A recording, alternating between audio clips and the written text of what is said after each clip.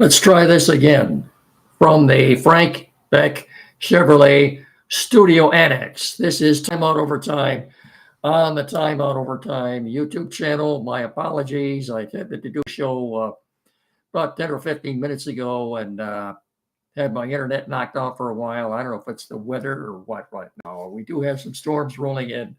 I'm going to cut this a little short tonight because of that, but I'll go through this quickly. I'll give you the playoff brackets, the way they stand right now. We'll do this, give you this quick message for our sponsor, good folks out of Frank Beck Chevrolet, and we'll try to get rolling with this thing. Maybe me, take two. Take two. Here we go. Okay. All right. Say, folks, the colder weather, the colder weather is closer than you really want it to be. You look at the calendar. The service department at Frank Beck Chevy says now is the perfect time to make an appointment to make sure your vehicle is ready for the winter weather ahead. Let them check the strength of your battery, your belts and hoses, wiper blades, antifreeze, and more. Plus, now is the perfect time to get that new set of tires so you don't go slipping and sliding down the highway. And if you don't think your car will make it through another rough Michigan winter, let the sales pros at Beck's help you find a vehicle for all seasons. The 2025s are rolling in on the lot every day now, so their selection is tops. Check out their inventory on the webpage at frankbeckchevy.com, or it's better yet, stop by the dealership on M99 between Hillsdale and Jonesville. Let them help you experience the Frank Beck difference. Chevrolet, together, let's drive. Quickly, let me go through these. This is as of the moment, as of right now, the playoff brackets. As if the playoffs were to start tonight, this is the way things would look. In the American League, Kansas City right now, what we find, if they win tonight, they're back in the 5th seed. Right now, they're the 6th seed. They would go to Houston to take on the Astros. They are the 3rd seed. The 3rd seed. So you'd have Kansas City, Houston. Right now, the way it stands, the Tigers would be going back to Baltimore.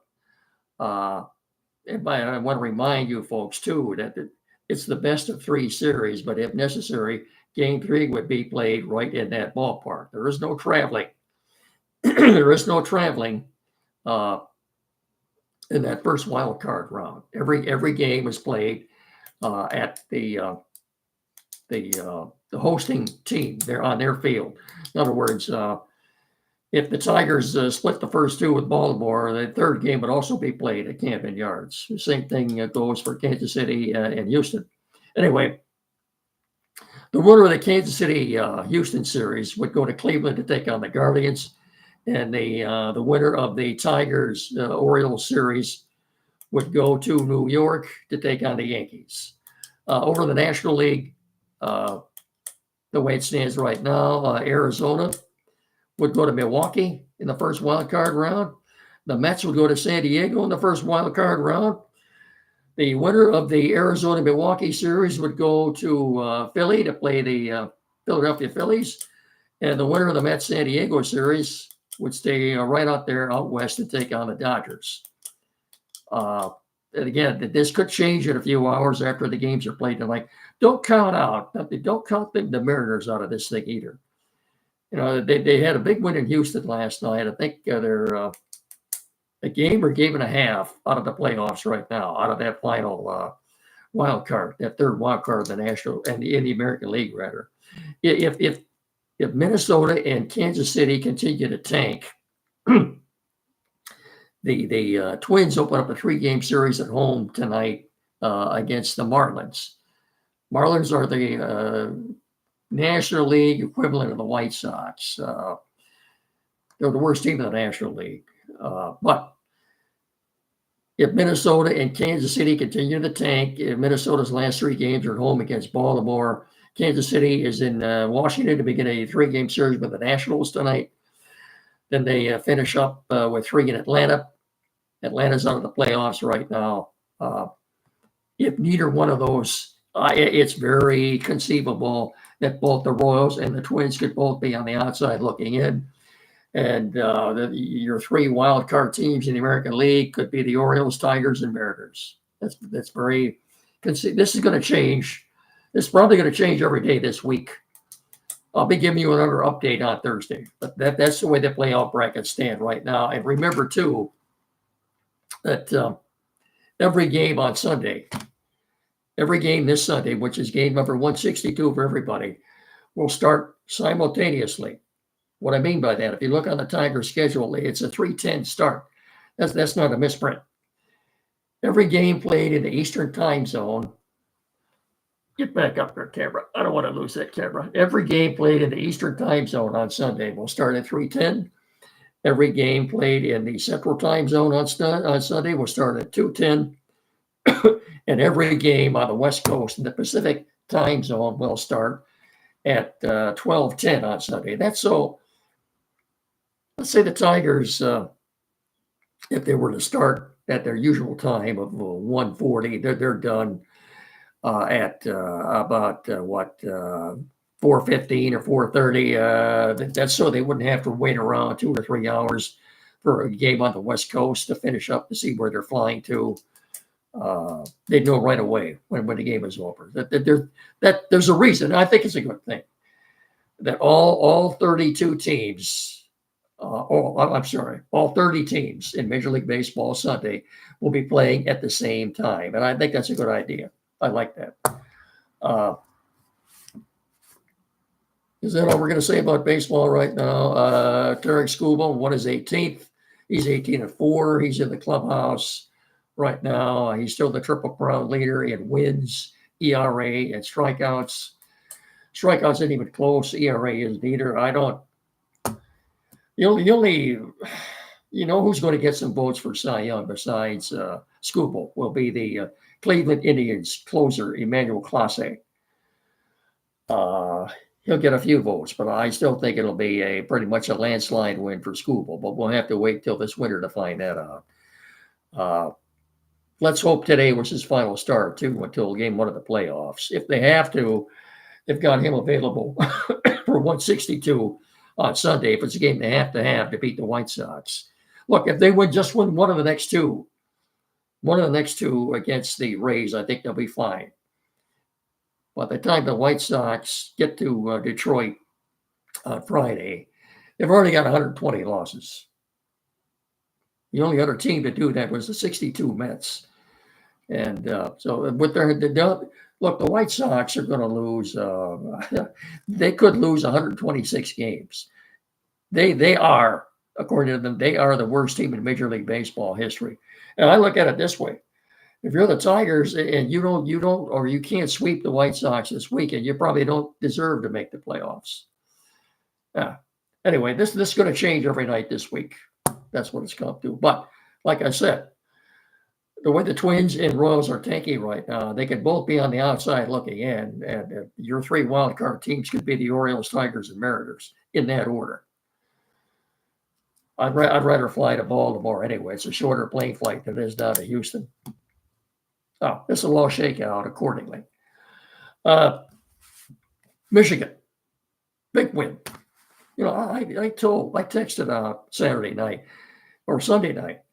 I can't remember, as a sports fan in Michigan all these years, I can't remember a more satisfying weekend than we had this coming weekend, or this past weekend, rather. With the way the Michigan game started, Saturday about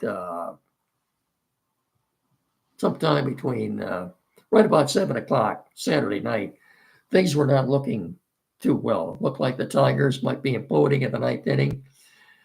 Thanks to a sensational play by Trey Sweeney.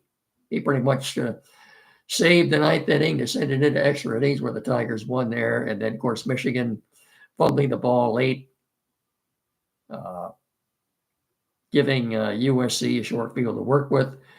They took it in for a touchdown, took a 4-point lead. So all Michigan had to do was go 80 yards in a short period of time. Field goal wasn't going to do it. And thinking, well, this guy can't pass. But Khalil Mullins came to the rescue with that long 60-some yard run that got him down the red zone. Look, they ran the ball. Can Michigan sustain this? Can they keep doing what they're doing? Can they keep winning like this?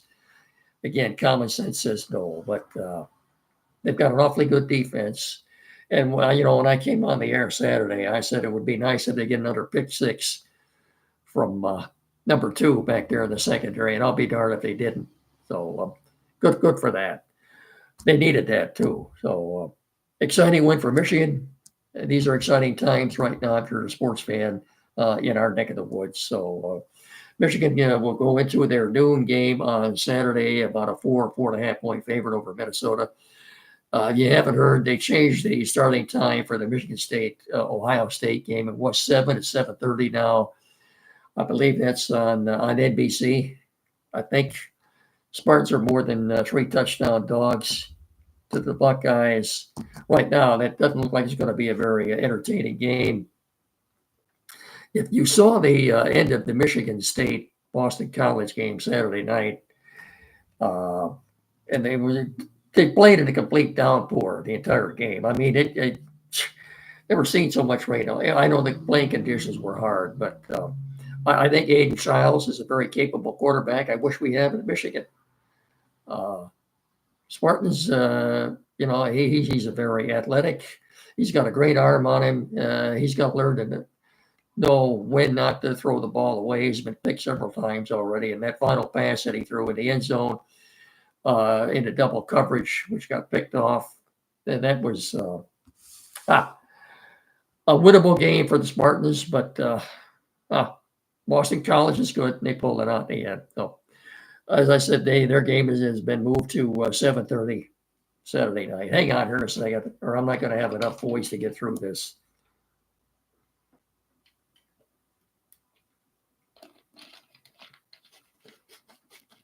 As far as the Lions go, they paid a price for their win in the desert on Sunday. Several key injuries.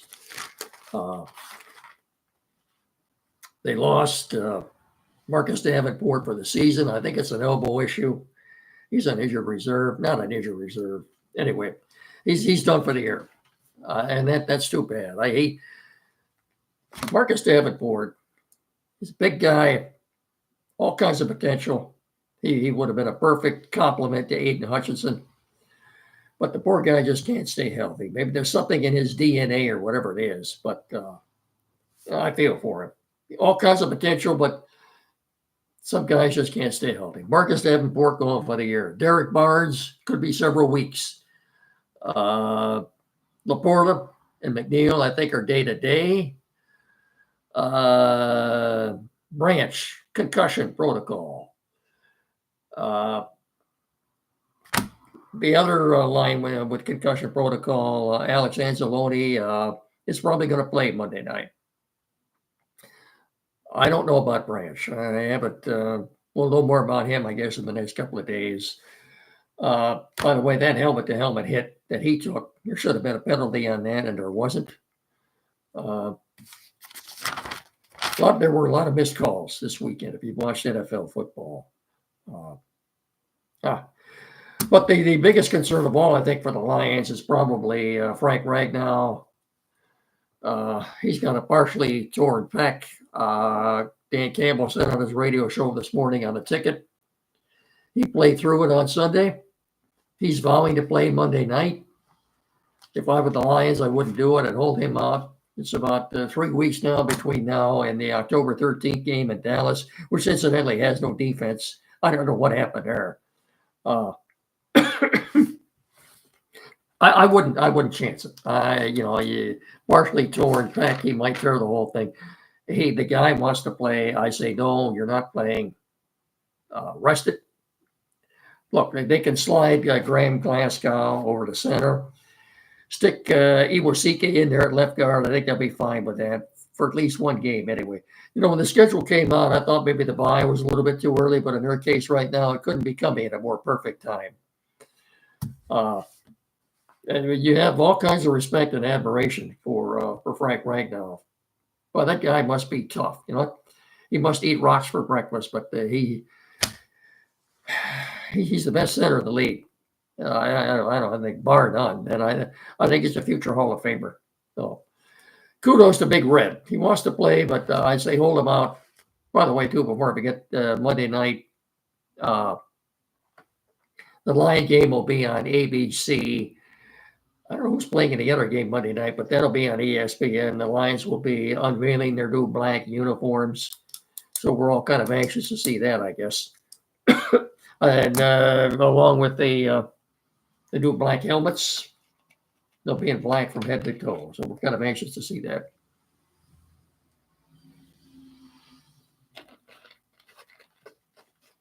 Last time I looked, I think the Lions were 4.5-point favorites for the Seahawks, who come in undefeated. Let's look at this for a second, too. Let's chew on this for a second. The Lions have had to play the Rams, the Buccaneers, who I thought were a good team until I saw what happened to them at home on Sunday. The Broncos have made short work of them. I don't know what happened there. Andy texted me late in the day asking me, how did the Lions lose to these guys?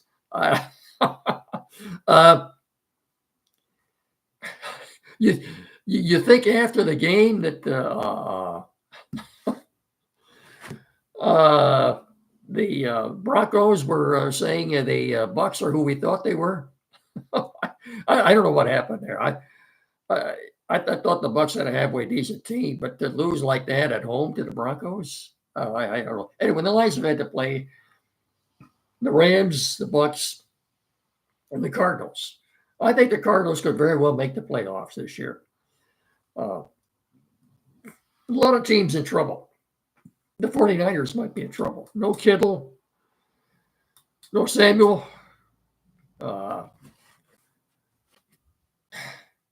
No McCaffrey. And again, Matthew Stafford had one of his patented comebacks on Sunday and beat them, kicking a winning field goal as time was expiring. Well, again, we talked about this before. If you bet on these games, boy, they've had this. Anybody that bets on these games, I understand that they always say bet responsibly, but to bet on these NFL games with the point spreads the way they are, and the underdogs aren't just covering; they're winning outright. I think we had 5 here this past weekend. To see the way the game in Cincinnati ended last night. How about the Bengals? 0-3 right now. Anyway, the one thing to remember too, the Tigers are about $40 million under the cap. The trade deadline is November the 5th. What surprised me to see them go out and make some kind of deal to bring in another edge rusher. It's like I said, that this injury situation, everybody has it, and now the Vikings. I haven't heard about the Sam Darnold's MRI yet, but the Vikings might have to be going back to Nick Mullins. We should know something about that shortly. They started on 3-0. They look pretty good too. Packers with Malik Willis winning a couple of games. You just never know. You really just never know. That's going to about do it. Don't forget, we covered everything here. Looks like we got by. We dodged a bullet here. I think the internet was back up and running and okay. I apologize for the mix-up there at the beginning of the show. We did try doing one show. It didn't go through because the internet was down. Apparently, I didn't find that out until after the show. But anyway, don't forget Saturday morning Time Out with Andy. Here locally, WCSR 92.1 FM from 9 to 10. And I'll be with you again Thursday with another playoff bracket update. Until then, remember, treat each other with respect. Enjoy the rest of your evening and